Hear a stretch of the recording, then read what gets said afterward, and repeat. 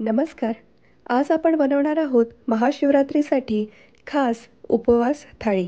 या थाळीमध्ये काही गोड तर काही तिखट पदार्थांचा समावेश आपण केलेला आहे. जर तुम्हाला इतके सारे पदार्थ बनवायचे नसतील, तर यातील एखादाच पदार्थ बनवून देखील तुम्ही महाशिवरात्रीचा उपवास करू शकता. चला आता अजिबात वेळ वाया न घालवता रेसिपीला सुरुवात करूया. पण तत्पूर्वी जर तुम्ही चॅनलला सबस्क्राईब केलं नसेल, तर मी विनंती करते की चॅनलला सबस्क्राईब करायला विसरू नका. तर सर्वप्रथम आपण साबुदाण्याची खिचडी आणि बटाट्याची भाजी बनवण्यासाठी मिरची वाटून घेऊयात. तर त्यासाठी साधारण इथे मी 15 ते 20 हिरव्या मिरच्या घेतल्या आहेत आणि त्यांना मिक्सरमध्ये छान वाटून घेतलं आहे. तुम्ही तिखटाच्या प्रमाणानुसार मिरच्या कमी जास्त करू शकता. त्यानंतर इथे मी साधारण 8 ते 10 बटाटे घेतले आहेत. या बटाट्यांना मी कुकरमध्ये उकडून घेतलं आहे आणि त्यांची सालं काढून घेतलेली आहे. आता या उकडलेल्या बटाट्यांच्या आपण फोडी करून घेऊयात. तर बटाट्याची भाजी बनवण्यासाठी इथे मी असे चौकोनी बटाट्याचे तुकडे करून घेत आहे. बऱ्याचदा या भाजीमध्ये आपण बटाटे मॅश करून देखील घालू शकतो. तसे मॅश करून बनवलेली बटाट्याची भाजी सुद्धा चवीला खूप छान लागते. आता आपण भाजीसाठी जिऱ्याची फोडणी बनवून घेऊया. त्यासाठी इथे मी एका कढईमध्ये 1 चमचा तूप घेतलं आहे आणि तूप गरम झाल्यावर यामध्ये 1 चमचा जिरे घातलेले आहेत. जिऱ्यांना तुपामध्ये आपण छान फुटू देऊयात. तुपातल्या जिऱ्याची फोडणी खूपच सुंदर लागते, अगदी खमंग. त्यानंतर यामध्ये घालूयात चिरून घेतलेले बटाटे आणि त्यानंतर आता यामध्ये जाईल 2 चमचे भाजलेल्या शेंगादाण्यांचा कूट. आता यामध्ये घालणार आहोत आपण चवीप्रमाणे मीठ आणि 2 चमचे बारीक वाटलेली हिरवी मिरची आणि अगदी ऑप्शनल स्टेप अशी पण 2 चमचे साखर मी इथे घातली आहे. तुम्ही स्किप सुद्धा करू शकता. आता या भाजीला आपण छान असं मिक्स करून घेऊयात. मिक्स करून झाल्यानंतर यावर झाकण ठेवायचं आणि अगदी 3 ते 4 मिनटं याची वाफ काढून घ्यायची. 3 ते 4 मिनटं झाली आहेत. बटाट्याच्या भाजीला आपण एकदा हलवून घेऊया. जर हलवली नाही तर खाली कढईला चिटकून करपू शकते त्यामुळे.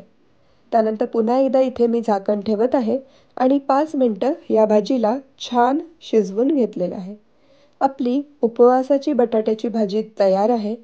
यामध्ये घालूयात भरपूर अशी कोथिंबीर आणि मस्तपैकी चविष्ट बटाट्याची भाजी तयार आहे. आता आपण बनवणार आहोत साबुदाण्याची खिचडी. तर त्यासाठी इथे मी हा साबुदाणा भिजत ठेवला होता आदल्या दिवशी रात्रीच आणि तुम्ही बघू शकता साबुदाणा छान भिजला आहे. अगदी छान फुलून आलेला आहे. तर आता आपण या साबुदाण्याला पहिले मोकळं करून घेऊयात. व्यवस्थित सुटसुटीत मोकळं करून घेऊयात. आता या साबुदाण्यामध्ये आपण घालूयात 2 चमचे भाजलेल्या शेंगादाण्यांचा कूट. त्यानंतर यामध्ये जाईल चवीनुसार मीठ, 2 चमचे साखर आणि 2 चमचे वाटलेली हिरवी मिरची. तुम्हाला जर वाटून घालायची नसेल तर तुम्ही फोडणीमध्ये मिरचीचे तुकडे घालू शकता. याला छान मिक्स करून घ्यायचं आणि आता एका कढईमध्ये घेतलेला आहे 1 ते 1.5 चमचा तूप आणि या तुपामध्ये आपण घालूयात 1 चमचा जिरे. जिऱ्यांना आपण छान फुटू देऊयात आणि त्यानंतर यामध्ये जाईल हा मिक्स केलेला साबुदाणा. आता या साबुदाण्याला तुपामध्ये अगदी 3 ते 4 मिनटं छान परतून घ्यायचं आणि त्यानंतर आपण खिचडीवर झाकण ठेवूयात आणि 5 मिनटं वाफ काढून घेऊया. 5 मिनिटांनंतर तुम्ही इथे चेक करा तुमची खिचडी शिजली आहे की नाही. तर इथे अजून खिचडी थोडी कमी शिजलेली वाटते. त्यामुळे पुन्हा एकदा मी झाकण ठेवून 5 ते 7 मिनटं इथे वाफ काढून घेतली. साबुदाणा छान असा गोल्डन झाला आहे म्हणजे आपली खिचडी तयार आहे. खूप सारी कोथिंबीर घालून याचा आस्वाद लुटूयात. त्यानंतर आता पुढचा पदार्थ म्हणजे आपण बनवणार आहोत रताळ्याची खीर. तर त्यासाठी इथे मी 3 छोटी छोटी अशी छान रताळी घेतली आहेत. या रताळ्यांना कुकरमध्ये बटाट्याबरोबरच उकडून घेतलं आहे. ही उकडलेली रताळी पूर्णपणे थंड झाली की आपण यांची सालं काढून घेऊयात. आता सालं काढून घेतलेल्या या रताळ्यांना आपण चमच्याच्या साहाय्याने मॅश करून घेऊयात. तर अशा प्रकारे आपली रताळी छान बारीक मस्त मॅश झाली आहेत. यामध्ये घालूयात 2 चमचे साखर आणि थोडंसं दूध. आणि सगळ्यात महत्त्वाचा इन्ग्रेडियंट तो म्हणजे तूप. यामध्ये तूप घालून घ्यायचं आणि या सगळ्यांना छान मिक्स करून घ्यायचं. माझ्या आईला रताळ्याची ही खीर खूप आवडते. तर अशा प्रकारे आपली रताळ्याची टेस्टी खीर तयार आहे. आता आपण बनवणार आहोत साबुदाण्याचे पापड. म्हणजे साबुदाण्याचे पापड आधीच बनवले आहेत, ते तळून घेऊयात. तर हे साबुदाण्याचे पापड दुपटीने फुलतात बरं का साईजमध्ये. हे कसे बनवायचे याची रेसिपी चॅनलवर ऑलरेडी अवेलेबल आहे. रेसिपीची लिंक मी खाली डिस्क्रिप्शन बॉक्समध्ये दिलेली आहे. तुम्ही नक्की ही रेसिपी ट्राय करा. चला तर आता हे साबुदाण्याचे पापड तळून घेऊयात.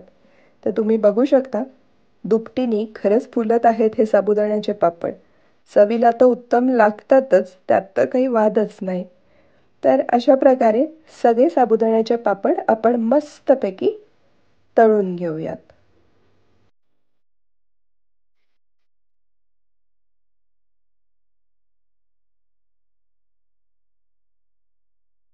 तर साबुदाण्याचे पापडसुद्धा आपले खाण्यासाठी तयार आहेत.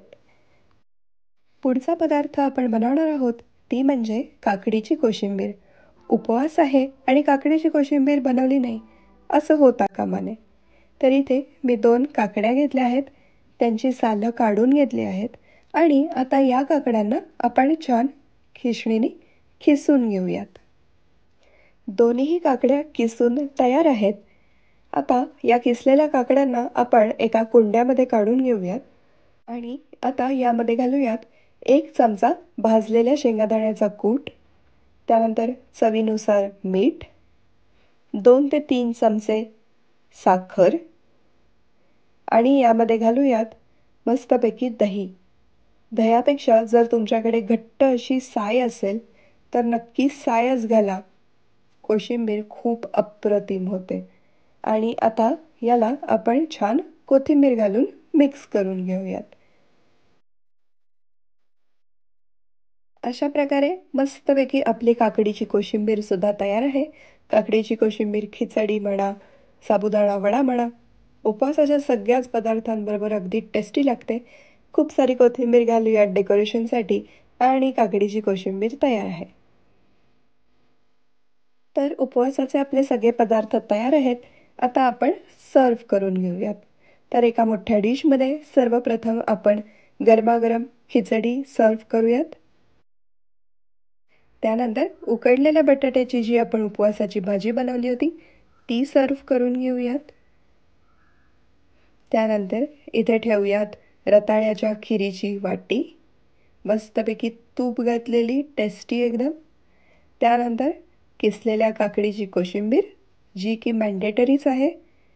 त्यानंतर इथे दही तर पाहिजेच ना खिचडीबरोबर, त्यामुळे मस्तपैकी घट्ट असं दही इथे ठेवून घेऊयात आणि साबुदाण्याच्या पापड्या ज्या आपण मस्तपैकी तळून घेतल्या त्यासुद्धा ठेवूयात.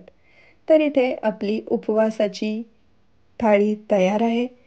इथे तुम्ही साबुदाण्याच्या खिचडीवर आणि बटाट्याच्या भाजीवरती किसलेलं नारळ, भरपूर अशी कोथिंबीर घालून त्याची चव अजून वाढवू शकता.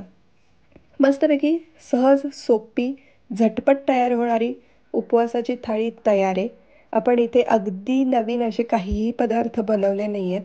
अगदी सहज, सोपी, नेहमीच्याच पदार्थांची उपवासाची अशी मस्तपैकी थाळी बनवली आहे. तुम्ही या महाशिवरात्रीला नक्की ही रेसिपी ट्राय करा. कशी वाटली ते मला नक्की कळवा. खा, प्या, मजा करा. तुम्हा सर्वांना महाशिवरात्रीच्या खूप खूप शुभेच्छा. भेटूयात पुढच्या व्हिडिओमध्ये. Thanks for watching.